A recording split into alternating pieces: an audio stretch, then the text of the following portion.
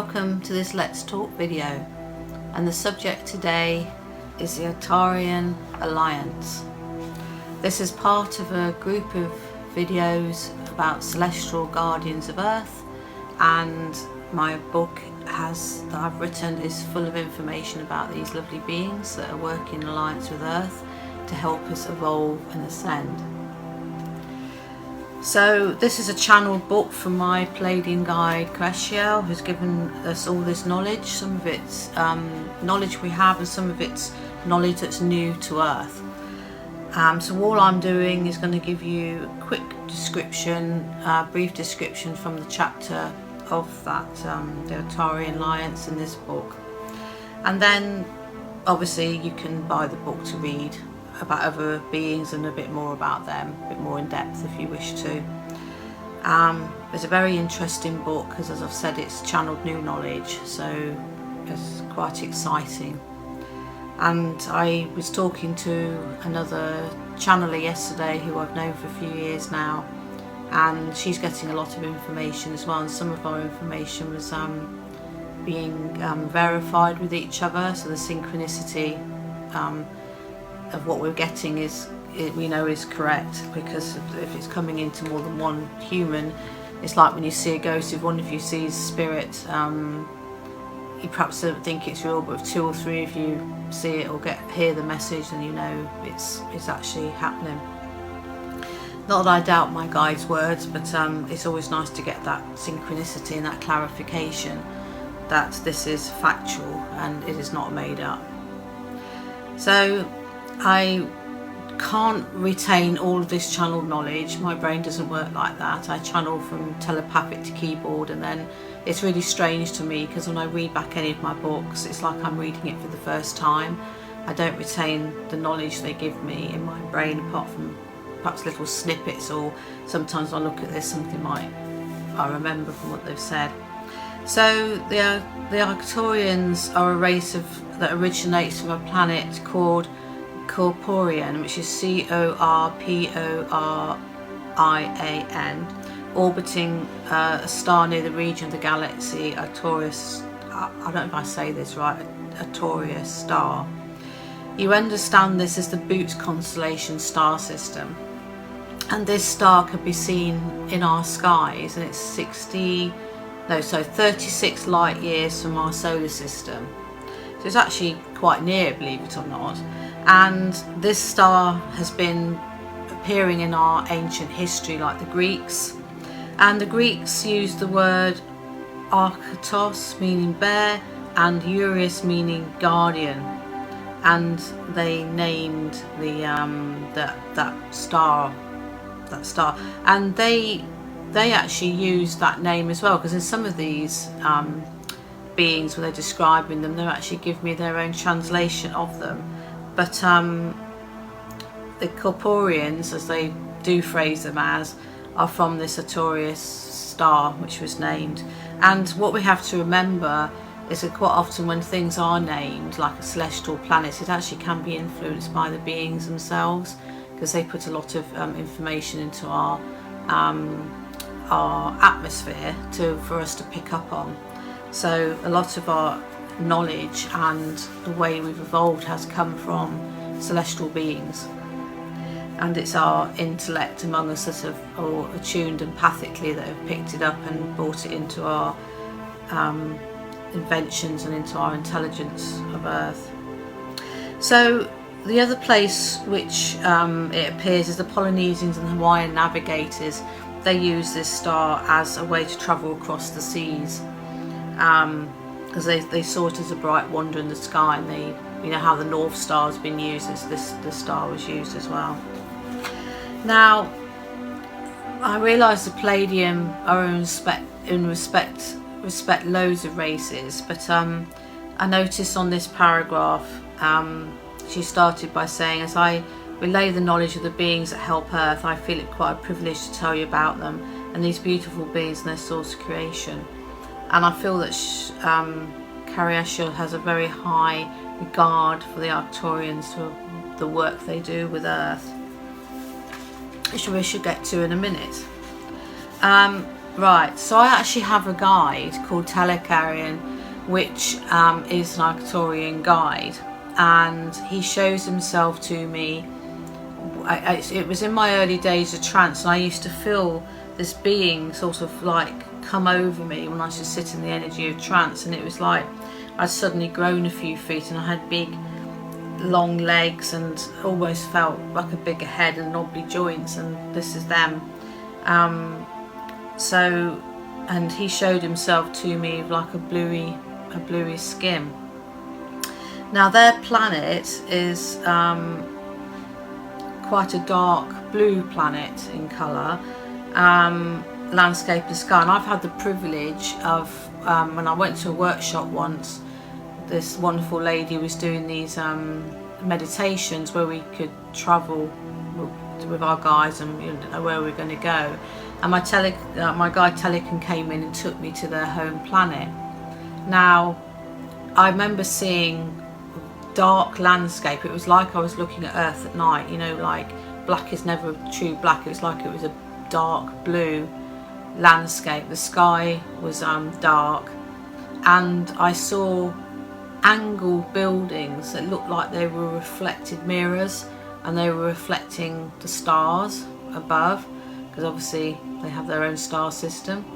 And I remember him taking me up to what I perceived as a doorway, and it was like an energy screen, and he asked me to enter, so I had to really willingly want to come into this unison space he was creating for me on his planet. And I remember walking into the building, and in my third reality I was expecting escalators, seeing beings walk around, wondering where the doors were to everything, and I remember looking and I couldn't see anything. And I remember saying to him, I can't see anything. He said, well, you can't understand this reality. So he said, I'm now going to create this unison space for you. And he created this seating area, and it was like screened. So I sat in there with him, and then he invited in what was I understood as one of his younglings, one of his sons. And I remember him like touching my face. It was like I was sitting in this space and I was being explored. And I don't remember much more of it, to be honest, apart from that. So that's actually in the book. There's a bit more about it there, but yeah, so telepathically he was linking me. And you know, when you hear of astral travelling or dream state, that you can actually, your ethereal self, the essence of you, or with connection with your higher self, can travel to different planets. I've experienced that as well and remembered it, and I found it's been from my books to describe these planets to you. So, and sometimes when I'm there I feel like I'm behind a screen looking in on this planet, like they've taken me in some sort of ship, and I'm looking and observing with them, and then I come back. It's very interesting. So the Arcturians are protectors of Earth, and they are one of the key members of the alliance with Earth. So just have a look at this and just see what it says. Okay, so one of the things they do is protect us from the darker forces of the universe. This book is all very much about the love and the light and the positive way beings work with us. But there are the darker forces of the universe. Now my guides, who work in this light and this unconditional love state of being, of ethos, like to be called celestial beings. Now aliens to them are other ascension beings that have technology to travel space, that aren't working in the light and could willingly hurt other planets, other beings, and not really have much regard for life in general. Now they see that as alien to like the Pleiadians' way of being, so they call them aliens. Now we call aliens anything that's unusual to us, but to them they are aliens, the dark forces. So that makes complete sense to me. So I think in this book they wanted to make that clear, that they are the celestial guardians, these beautiful beings that are in the positive, and there are the dark forces that they protect us from. Oh, thirsty work this talking. So, and one of these races they protect them from, and I have to get this right, Direpli Tikan. race, and that's Dereplicon. Now it sounds a bit like reptile, doesn't it? Replicon. Now there's a lot of rumours on Earth about a reptilian race, and this is the actual race. This is what they're called. They come from a planet which has got quite a moist atmosphere, so it's almost like if you think of the tropical swamps of Earth. And a few have revealed themselves on Earth at times when the Intergalactic Council have not been observing or monitoring Earth as they should. And one of the time periods they really caused havoc in was actually the Atlantic experiments. There was 5 lots of experiments, and it took them to the last experiment to discover this was happening. Now, if you want to know a bit more about that, there's a tiny bit about this in this book, but if you read the Atlantis book I've written, that tells you all that and the history of it. So there's a lot more detail in there for you. So the Arcturians are actually dedicated to actually making sure this race could not interrupt Earth's ascension and evolution anymore. And when they wanted to trigger an experiment or work with Earth in some way like they are now, the awakening and the new Earth energy, the Arcturians are making sure that these beings are nowhere to be seen. Now this can be through, now they have the capability of detecting energy conscious living beings and even souls that are part of the accepted incarnation program and not part of the incarnation program. So they have the ability to look at us and know if our soul is coming from a high ascended place of being that's part of our Earth's alliance. If it's not, then I'm not quite sure what happens. I want to ask, but I imagine they deal with it in some form. And it's a way of protecting Earth. It's one of the ways they protect us. They have amazing healing capabilities, and if you watch the Pleiadian video you'll understand there's a planet called Kyaserial, part of the Pleiadian planets, which is a healing planet, and the Arcturians actually use that planet and have given them a lot of knowledge as well to help them. They also help Earth by helping transport souls in their transition back to their place of creation, so where the highest ascension self came from, and they protect the soul in transit. And there's a lot of beings that actually help with this, but they actually are one of the main ones that do. They enjoy that work. And the universe is full of humanoid species that have incarnated souls, so this isn't just Earth, this is work that's done throughout the universe. And it's just to bring that understanding to you, really, the way some of these beings actually work with us. There's a lot bigger picture there.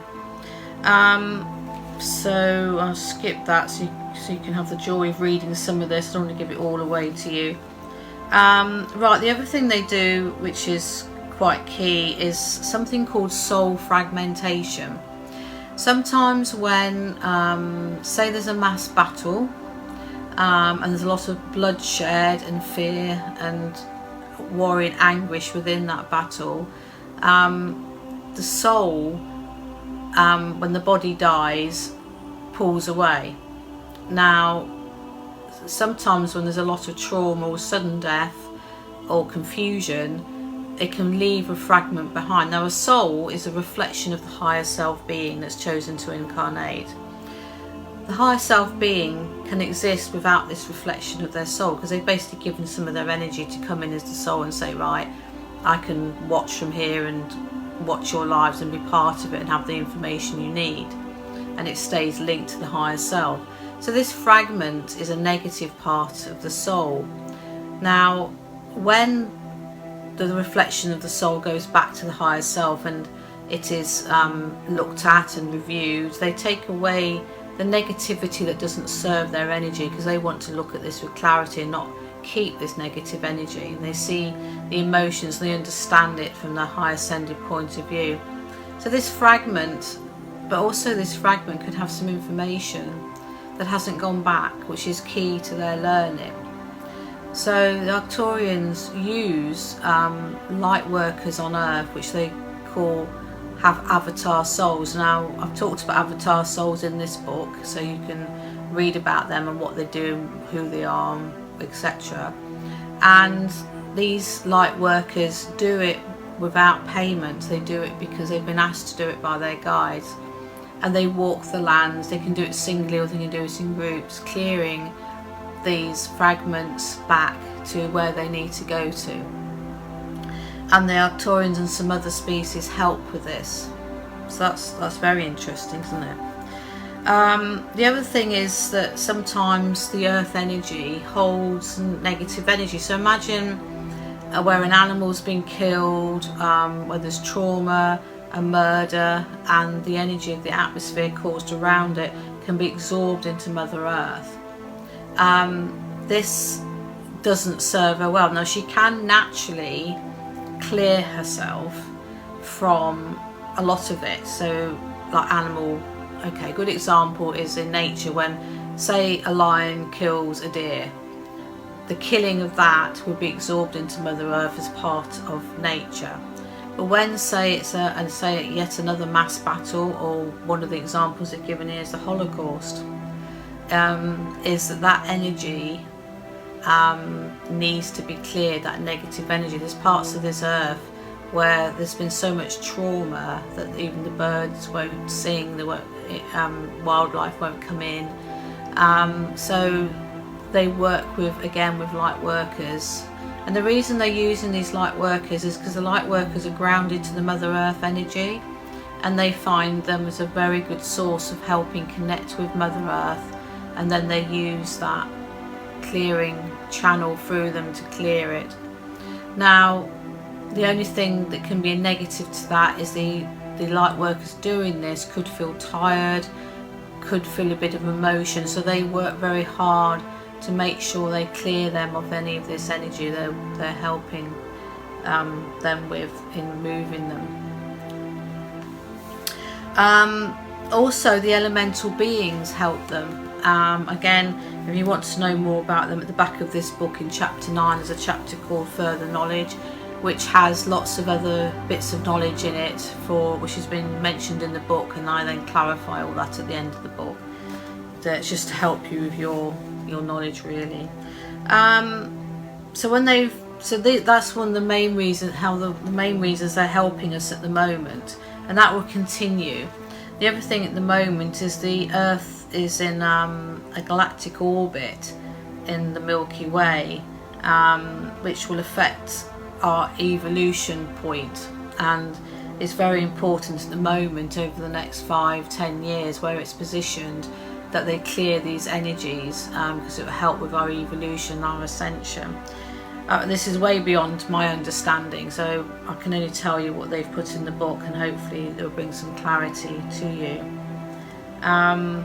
So they're saying they're channeling the light to Earth to raise our consciousness, that's humans, using the universe geometric grid lines and magnetic fields to help us channel this to you. This will last in your linear time frame, for 20 of your Earth years. Alright, so sorry, I thought it was 5 to 10, but it's actually 20. So that's interesting. So this work will continue. So the light workers that are doing it at the moment, and they don't tell people they're doing this, it's very rarely it's talked about, but we need to start to become aware of this, so other light workers might think, well, actually I'd love to help with this, to help Mother Earth, and they can put the thoughts out to the guides, and the guides will take them on that journey. So, the Arcturians really love helping Earth, but they're hoping that one day humanity's behaviour would change and they won't have to clear murder energy, war energy from Earth, that they'll actually one day humanity will live in a way that there isn't any of that anymore, and they can step back and observe again like they used to, or even come amongst us in a unison space where we can all be in conversation and communicate with each other. So that's a very brief breakdown of what's in the book. Obviously there's other celestial beings in the book as well, the celestial guardians of Earth. So I hope you find that interesting, and if you're interested in these beings, just take your time to study a bit about them and learn to connect with your guides, because it could well be that you have an Arcturian guide like I have, or a Pleiadian. I'll be doing some more videos on some of the beings as well, so watch out for those. If you don't want to miss out on anything, then please subscribe to my YouTube channel. That will help you with that. I'm also contactable through www.bengalrose.co.uk, which is my website, and you can email me at sharon@bengalrose.uk if you want to ask any questions, or you've got any questions you'd like me to do a video about and my guides can answer them, because I do that as well. It's called Questions Answered, and if you look on the videos you can see some of those.